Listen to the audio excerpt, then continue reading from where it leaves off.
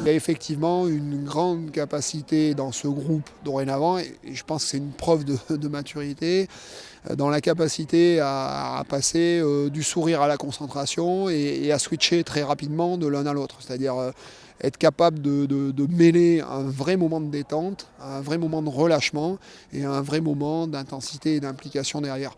C'est comme ça, d'abord je vais être honnête, j'ai souvent dit que j'avais beaucoup appris avec toutes ces filles.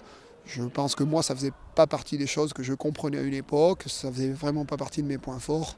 Moi, où j'étais focalisé, où j'étais détendu, mais j'avais du mal à passer de l'un à l'autre. Donc elles me l'ont appris, ça.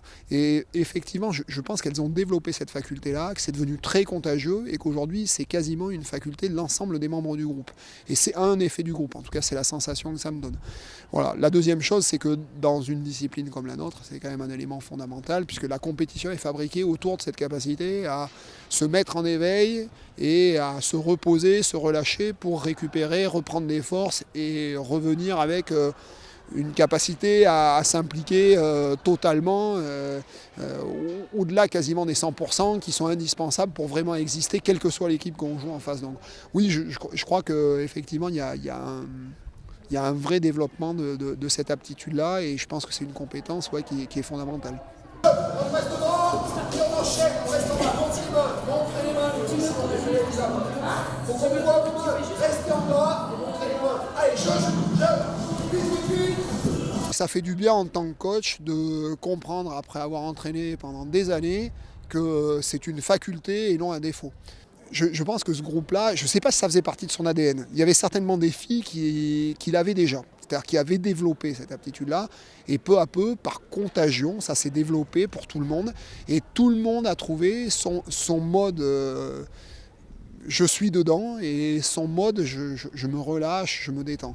Et effectivement, ce qui est le plus sympa et le plus encourageant pour l'avenir, c'est le fait qu'aujourd'hui, on joue comme on s'entraîne, hein, on vient d'en discuter un petit peu, elles sont capables de le faire à l'entraînement.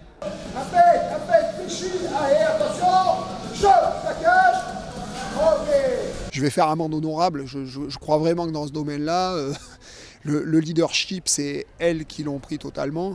Et moi, en tout cas, j'aime mieux parler de moi dans ces conditions-là. C'est des choses que j'ai comprises à leur contact. Et quand je vois la façon dont la Coupe du Monde a été abordée, avec à la fois, je le dis, l'implication absolument nécessaire et le relâchement absolument nécessaire pour en faire un jeu.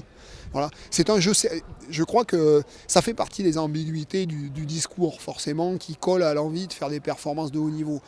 C'est un jeu, et il faut que ça amuse, mais pour prendre du plaisir et pour s'amuser, il faut y mettre beaucoup de sérieux.